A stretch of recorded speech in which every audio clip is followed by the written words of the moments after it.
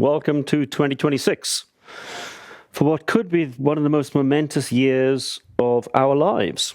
And I'll tell you why. I'm going to cover two things today. Number one, AI explodes in 2026. If you thought 2025 was surprising, wait till you see how 2026 turns out. And then secondly, it's going to be a year, and probably a remaining decade, of geopolitics dominating headlines. We're already seeing that. We've got Davos happening as we speak. Trump is landing pretty shortly, I should think. And that's going to be really the topic of the day. So let's get into the geopolitics first, and I'll cover AI second. And we're in the midst of the 21st century great power game. This is the battle between the US and China. And the battle lines are drawn, and they're being drawn increasingly by President Trump. And like him or loathe him, President Trump is dictating the agenda. And our job is to try and predict what he will do next and how the world order will turn out, as opposed to the way we might like it to turn out. So we need to be dispassionate about what Trump is doing with the world. And he is reordering the world as we speak. We've seen extraordinary events already in 2026. Everyone's talking about Greenland now. We'll get onto that. Having seen Venezuela on January the 3rd. So it's worth taking a look at what Trump's plan is. So I'm sharing a slide here, which I shared about a year ago when Trump first came into power, in terms of what his foreign policy was going to be. His aim was to secure the Gaza ceasefire. Number two, force Iran into regional agreements and extend the Abraham Accords, which are already existed between Israel, the UAE, and Bahrain. Stop the war in Ukraine, neutralize any Chinese threat, and then extend the US's geopolitical sphere of influence. What has he done so far? Gaza ceasefire is in place. The Iranian proxies, I'll get onto that in a second, have been neutralized, and Iran has been effectively neutralized in the Middle East. Saudi Arabia has been introduced as the key power player in the Middle East. Venezuela is back into the US sphere of influence as of January the 3rd. Russia is being brought back into the global world order, and there's a strong pushback on China. This is the great power game playing out as we speak. So the Iranian proxies first. We've seen the three main ones, Hezbollah, Hamas, and the Houthis in Yemen, being effectively neutralized through a combination of Israeli action and US action. Bombing the Houthis, Hezbollah was neutralized in terms of the bombs they discovered in their walkie-talkies. And Israel invaded into southern Lebanon to neutralize Hezbollah. And that's meant that the Iranian power base in the Middle East has been very much reduced. And then Iran itself was again neutralized in the sense that its nuclear capability was taken out. The B-2 fighter bombers we saw late last year, bombing the Iranian nuclear sites, that was very important in terms of taking away that Iranian nuclear threat and introducing Saudi Arabia as the key power player. This shows you military expenditure across the region of the Middle East.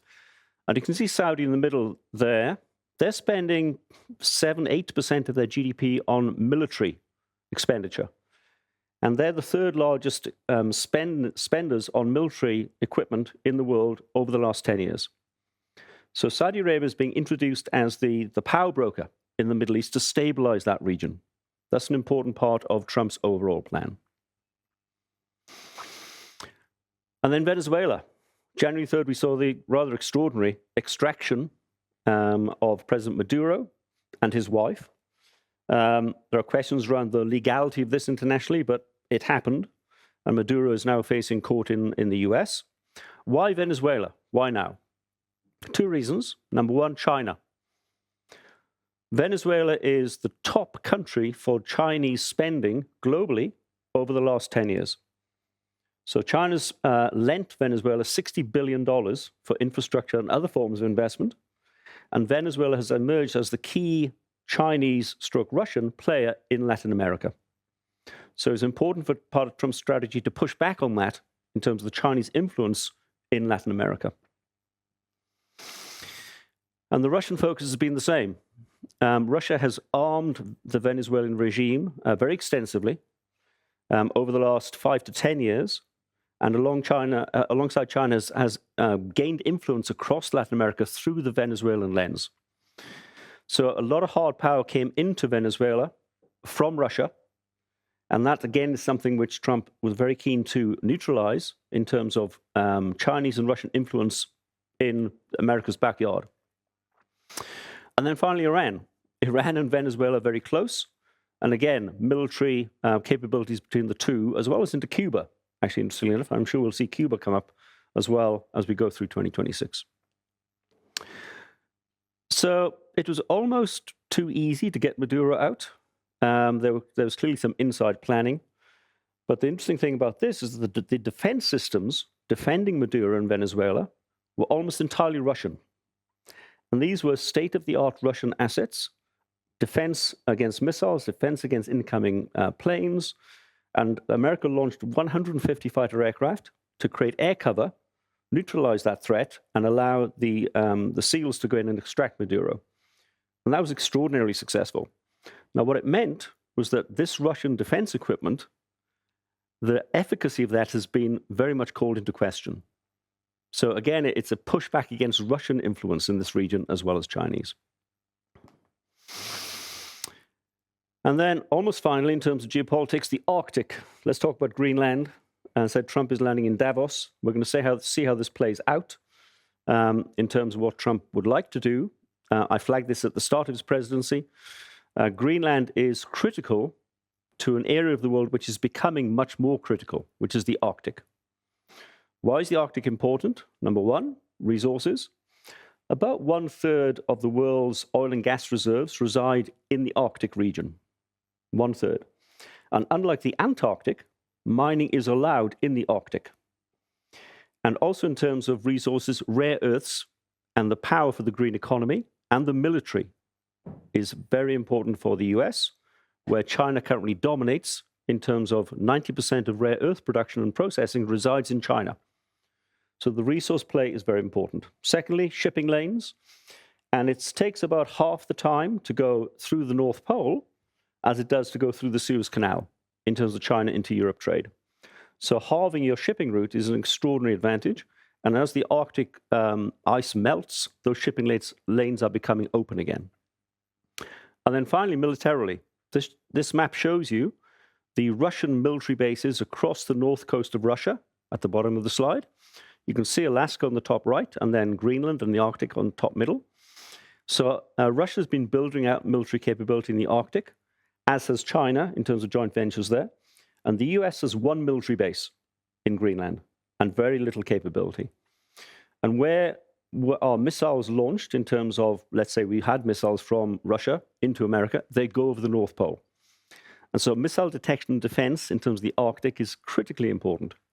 So Greenland is important.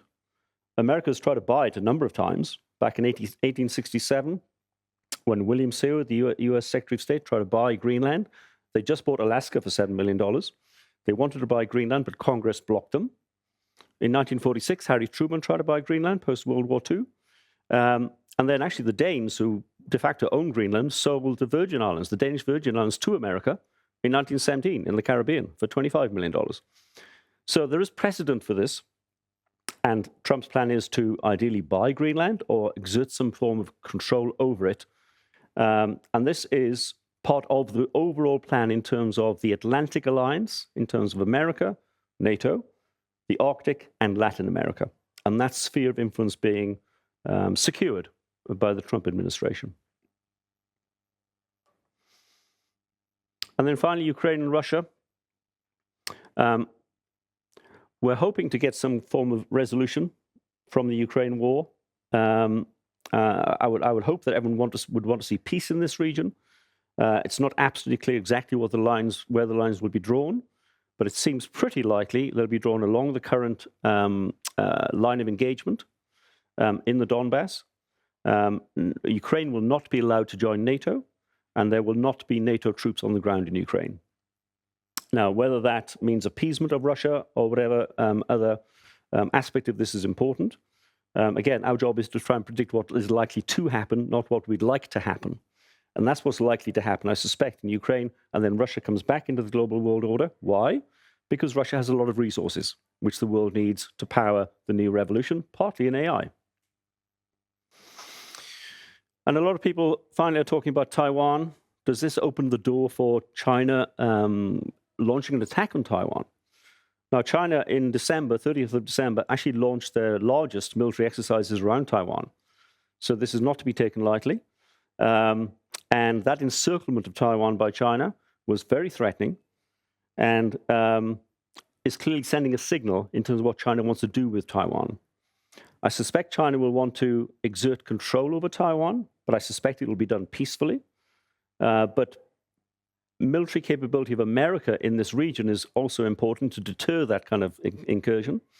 And this shows you the kind of firepower that America does have in the South China Seas and the Indian Ocean in terms of military capability.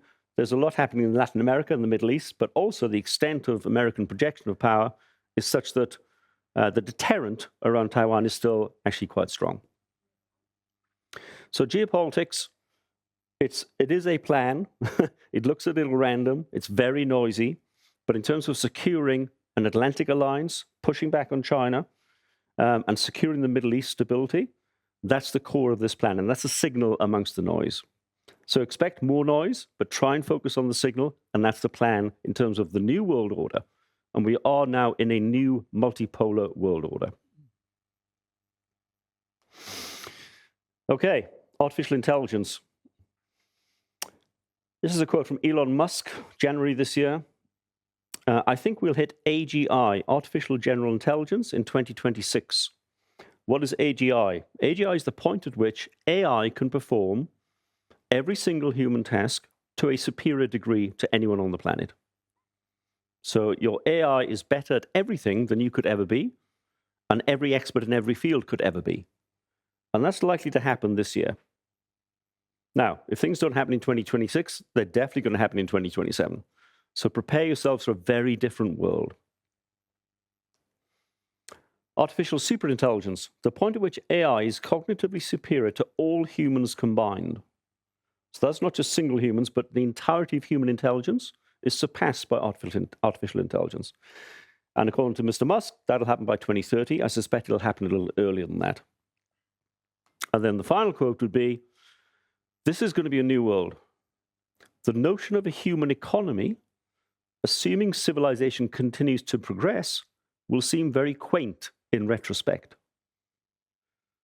So the very notion of how the economy works is changing. And this is the year where AI becomes smarter than all of us and starts to take jobs. I'm glad to say, in terms of our wonderful advisor sales force in PFA and other parts of the business, I do think human-to-human contact will continue to be very important. And I think that'll be something which people will still crave, particularly in a very uncertain world. But many other aspects of work will very much change, be it human plus machine, or in some cases, just machine. So prepare yourself for a very different world in 2026. For example, agentic AI, which means everyone having their own personal AI agent. And that means for today, my AI agent would already have organized my diary, replied to my emails, organized whatever I needed for lunch, monitored my blood pressure, gauged whether I needed carbs or vegetables, whatever it is for lunch, based on my blood sugar level. AI agents will run every aspect of our lives. And AI agents will land this year or latest next year, probably this year. So your relationship with your computer will fundamentally change. You will be talking to your AI agent as opposed to typing and organizing windows. Humanoid robots. Humanoid robots are exploding. And we're seeing this in China in particular. The Unitree humanoid robot range is already shipping. Tesla's Optimus 3 is a huge leap forward compared to Optimus 2. That was launched just in the last couple of weeks. And humanoid robots will become ubiquitous. Within 2 or 3 years, most surgical procedures could well be done by humanoid robots or some other form of robotic device. And it'll become strange to have relied on a human to perform surgery on us. That's the kind of change we're looking at. This is the Unitree R1. This is shipping from China. You can buy one for $4,900. Okay, that's pretty cheap. Drone deliveries. will be everywhere. Again, this year, next. And those will be filling the skies, along with autonomous flying taxis. Autonomous flying taxis are already the norm, or becoming the norm. Certainly in China. They are operating in many cities in China now, and as well as Dubai. And those will be coming along in terms of transporting you from X to Y quite happily with autonomous flying. Education becomes personalized. So this is important for the next generation, the current generation of our children. The provision of mass education will be removed. And remember AI agents, each child will have their own AI agent, which will be online 24/7 to teach them and guide them through every single aspect of what they need to learn about the world. And schools will become social centers, summer camps, as opposed to what they are today. And then finally, and I think I'll finish on this, health span increases. So not lifespan, but health span. Well, within 3 to 4 years of what's called longevity escape velocity. So the point at which, by living an extra year, the average life expectancy has also increased by more than a year. De facto, you can therefore live forever. And that is driven by medical advances, particularly by CRISPR technology and gene editing, where there are human trials now in the first quarter of this year, human trials on age reversal therapies. So not only do you preserve your well-being and your health, you'll be able to take drugs, undergo gene therapy, such that your age becomes less. You become younger. This has been proven on mice already in Switzerland. They're undergoing human trials in the next 2 months. Age reversal therapy. So we need to get used to the idea that us and our clients and our families, at some point within the next 5 to 10 years, will have the option to live healthily forever. And that's going to change everything. So be ready for an amazing year. This is a tipping point for technology this year. Beware of the noise in geopolitics. Try and focus on the signal. And markets against that background could well actually do pretty well over the year. We've just had a very good 2025. And the prospects for humanity in the world are profoundly, potentially positive. And so stick with the plan, stick with the balanced portfolio. It's always the best option. And give your clients comfort in terms of where the world is heading in a very positive way, albeit a very changed way. Thanks very much indeed.